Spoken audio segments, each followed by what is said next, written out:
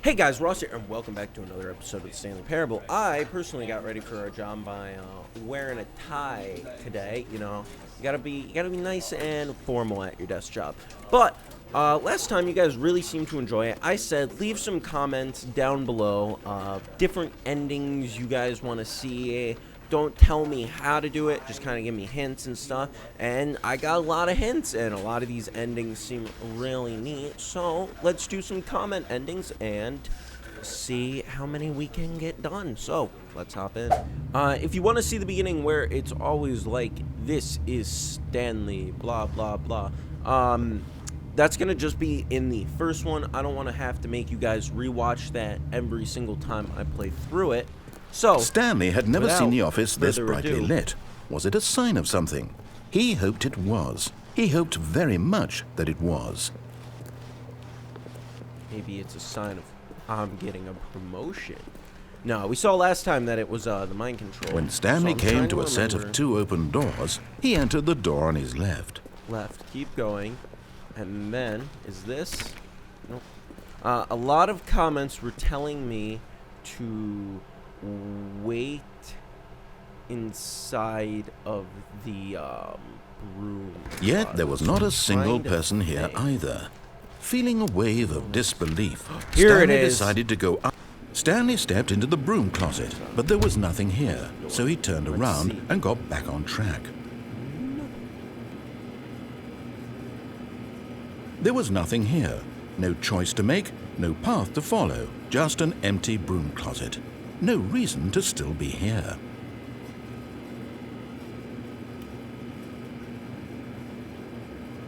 It was baffling that Stanley was still just sitting in the broom closet. He wasn't even doing anything. At least if there was something to interact with, he'd be justified in some way. As it is, he's literally just standing there doing sweet FA.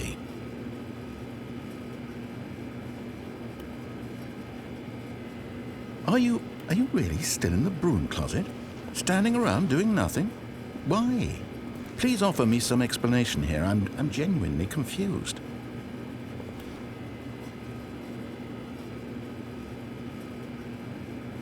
You do realize there's no choice or anything in here, right? If I'd said Stanley walked past the broom closet, at least you would have had a reason for exploring it to find out. But it didn't even occur to me because literally this closet is of absolutely no significance to the story whatsoever. I never would have thought to mention it.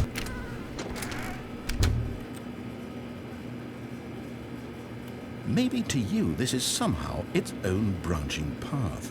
Maybe when you go talk about this with your friend, you'll say, "Oh, did you get the broom closet ending? The broom closet ending was my favorite."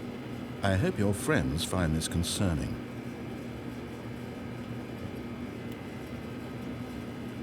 Stanley was fat and ugly and really stupid. He probably only got the job because of a family connection. That's how stupid he is. That or with drug money. Also, Stanley is addicted to drugs and hookers. Well, I've come to a very definite conclusion about what's going on right now. You're dead. You got to this broom closet, explored it a bit, and were just about to leave because there's nothing here, when a physical malady of some sort shut down your central nervous system and you collapsed on the keyboard. Well, in a situation like this, the responsible thing is to alert someone nearby so as to ensure that your body is taken care of before it begins to decompose. Hello? Anyone who happens to be nearby? The person at this computer is dead. He or she has fallen prey to any number of your countless human physiological vulnerabilities. It's indicative of the long-term sustainability of your species. Please remove their corpse from the area and instruct another human to take their place at the computer, making sure they understand basic first-person video game mechanics and filling them in on the history of narrative tropes in video gaming, so that the irony and insightful commentary of this game is not lost on them. All right, when you've done that, just step out into the hallway.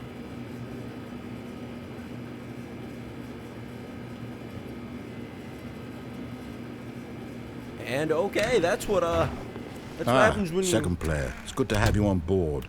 I guarantee you can't do any worse than the person who came before you. And I guess that's what happens when you stop to go down the broom closet. I also read in the comments Coming to a too- staircase, Stanley walked upstairs to his boss's office. Go downstairs. Whoa. And we're getting... Oh, it's just a red light. I was like, yo, we're getting into the creepy basement, but there's just a little red light. But Stanley just couldn't do it. He considered the possibility of facing his boss, admitting he had left his post during work hours. He might be fired for that. And in such a competitive economy, why had he taken that risk? Am I All going in because he circles? believed everyone had vanished? His boss would think he was crazy. And then something occurred to Stanley. Maybe, he thought to himself, maybe I am crazy. All of my co-workers blinking mysteriously out of existence in a single moment for no reason at all. None of it made any logical sense. And as Stanley pondered this, he began to make other strange observations. For example, why couldn't he see his feet when he looked down? Oh, no, Why not did this! doors close automatically behind him wherever he went? And for that matter, these rooms were starting to look pretty familiar. Were they simply repeating? No, Stanley said to himself, this is all too strange. This can't be real. And at last, he came to the conclusion that had been on the tip of his tongue. He just hadn't found the words for it. I'm dreaming, he yelled. This is all a dream. Oh, what a relief Stanley felt to have finally found an answer, an explanation. His co-workers weren't actually gone. He wasn't going to lose his job. He wasn't crazy after all. And he thought to himself, I suppose I'll wake up soon. I'll have to go back to my boring real-life job pushing buttons. I may as well enjoy this while I'm still lucid. So, he imagined himself flying and began to gently float above the ground. Oh, I'm floating. Then he imagined himself soaring through space on a magical star field, and it too appeared. It was so cool. much fun, and Stanley marveled that he had still not woken up. Yes. How was he remaining so lucid? And then perhaps the strangest question of them all entered Stanley's head. One he was amazed he hadn't asked himself sooner. Why is there a voice in my head dictating everything that I'm doing and thinking? Now the voice was describing itself being considered by Stanley, who found it particularly strange. I'm dreaming about a voice describing me, Big old loop. thinking about how it's describing my thoughts, he thought. And while he thought it all very odd and wondered if this voice spoke to all people in their dreams, the truth was that, of course, this was not a dream. How could it be? Was Stanley simply deceiving himself, believing that if he's asleep he doesn't have to take responsibility for himself? Stanley is as awake right now as he's ever been in his life. Now, hearing the voice speak these words was quite a shock to Stanley. After all, he knew for certain, beyond a doubt, that this was in fact a dream. Did the voice not see him float and make the magical stars just a moment ago? How else would the voice explain all that? This voice was a part of himself too. Surely, if he could just... He would prove it. He would prove that he was in control, that this was a dream. So he closed his eyes gently, and he invited himself to I wake don't up. actually have to close my eyes. He felt the cool weight of the blanket on his skin, the press of the mattress on his back, the fresh air of a world outside this one. Let me wake up, he thought to himself. I'm through with this dream. I wish it to be over. Let me go back to my job. Let me continue pushing the buttons. Please, it's all I want. I want my apartment and my wife and my job. All I want is my life exactly the way it's always been. My life is normal. I am normal. Everything will be fine. I am okay.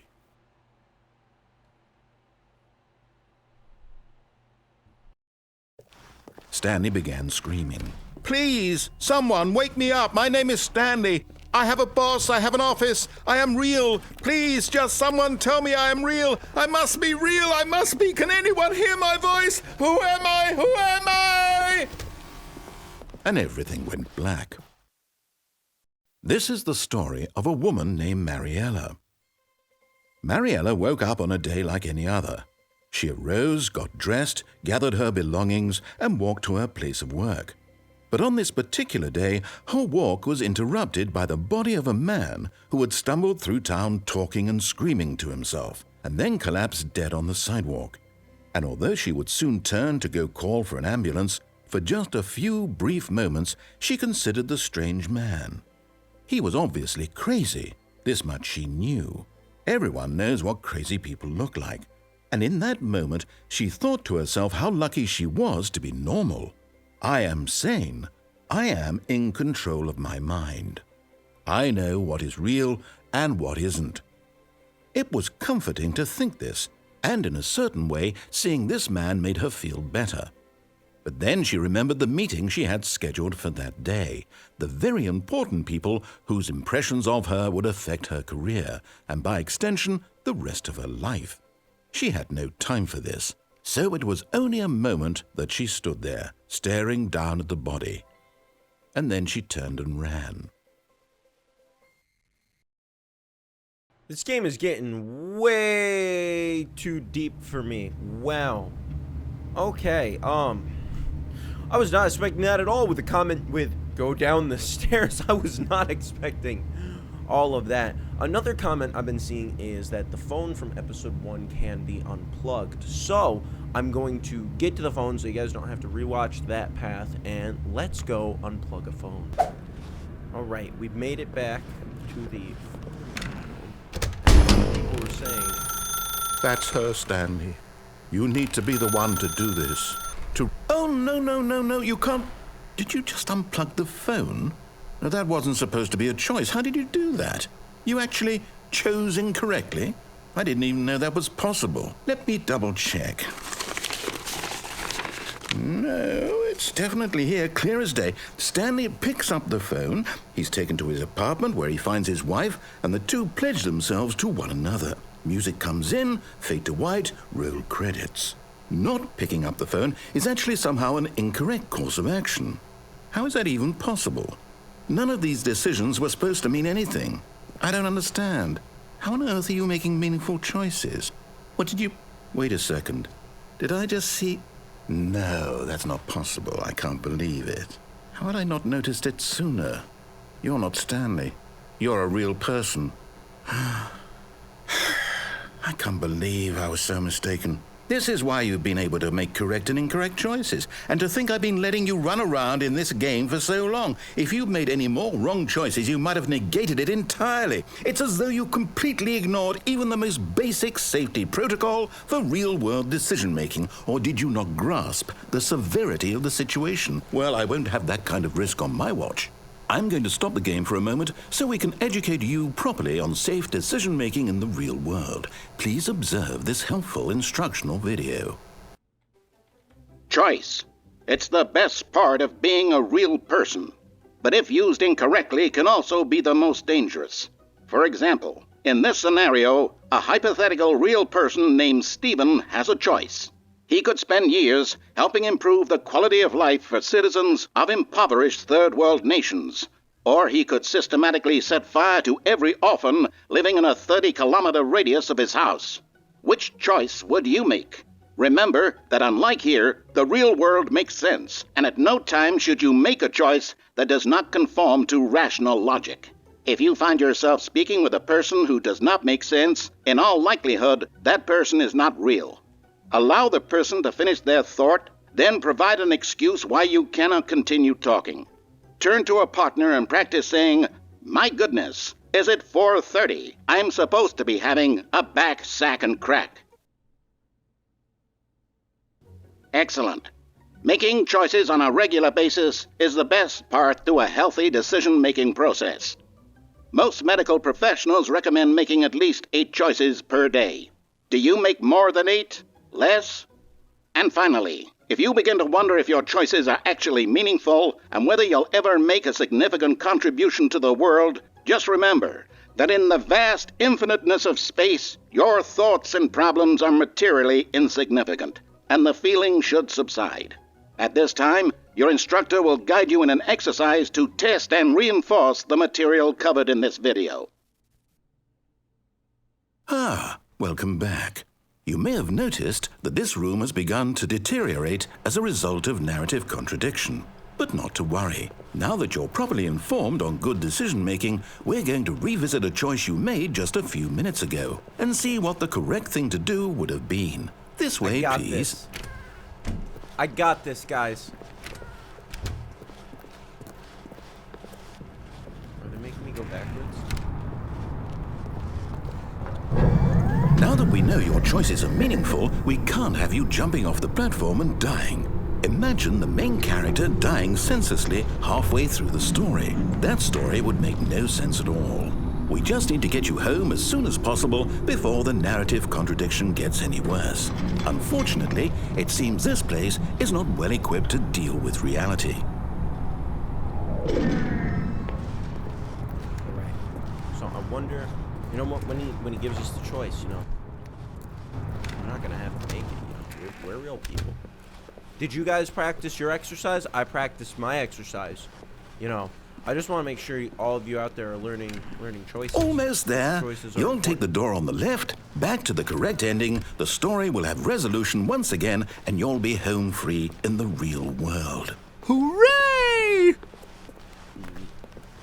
Now remember, all you need to do is behave exactly as Stanley would.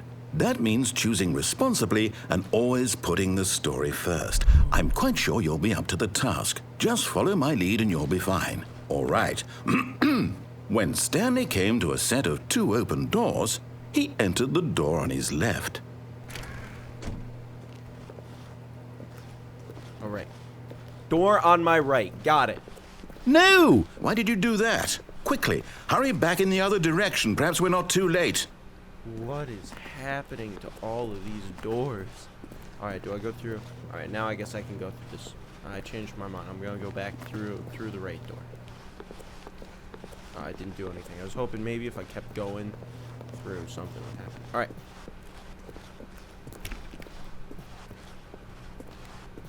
And... It's ruined. I can't believe, after everything we talked about, that my story, you've destroyed my work. Why? For what? What did you get out of that? What did you think was so special about seeing the game undone, left here like so much garbage? It's worthless now. And what am I supposed to do? Even if there were a way to continue, would it be worth it? To know that my story is now incorrect? How can I go back to that?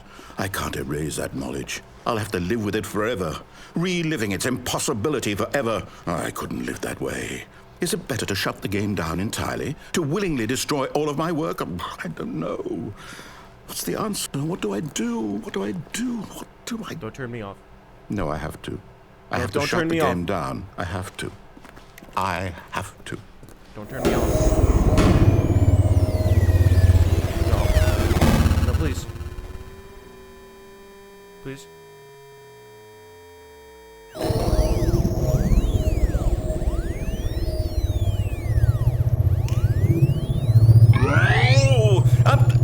I'm here.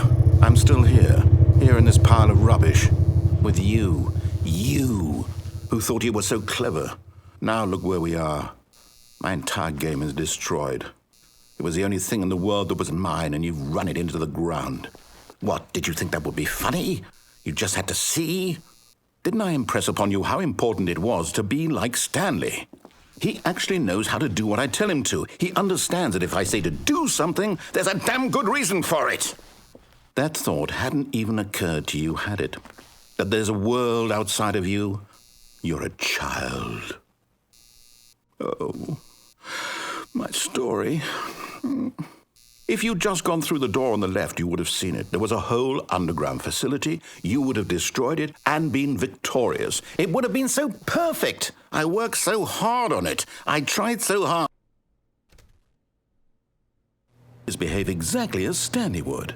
That means choosing responsibly and always putting the story first. I'm quite sure you'll be up to the task. Just follow my lead and you'll be fine. All right. Just brought me here up to the destroyed room. When Stanley came to a set of 2 open doors, he entered the door on his left.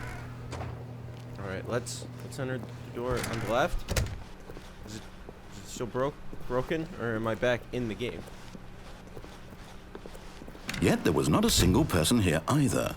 Feeling a wave of disbelief, Stanley decided to go up to his boss's office, hoping he might find an answer there. I can't open the broom closet.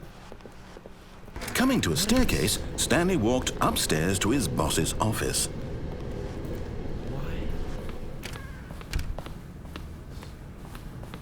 Stepping inside his manager's office, Stanley was once again stunned to discover not an indication of any human life. This isn't Shocked, unraveled, Stanley wondered in disbelief who orchestrated this, until he saw the door with a voice receiver next to it. Surely behind this door lay all the answers to his questions.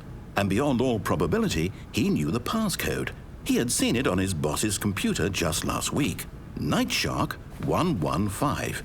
Was this the code to open the door? Would it still work? There was only one way to find out. Stanley had been trained never to speak up, but now he would draw from within himself the courage to face the unknown. He drew a sharp breath and then spoke the code. Do I actually have to talk?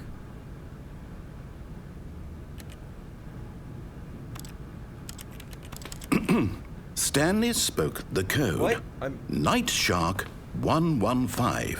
He spoke it into the receiver, right there on the wall. Night Shark 115. I'm sorry, is there a problem? You didn't mishear me, did you? Please speak the code into the receiver. Otherwise, we can't get on with the story. This is a crucial step. Okay, fine, you're not going to do it. But you know what?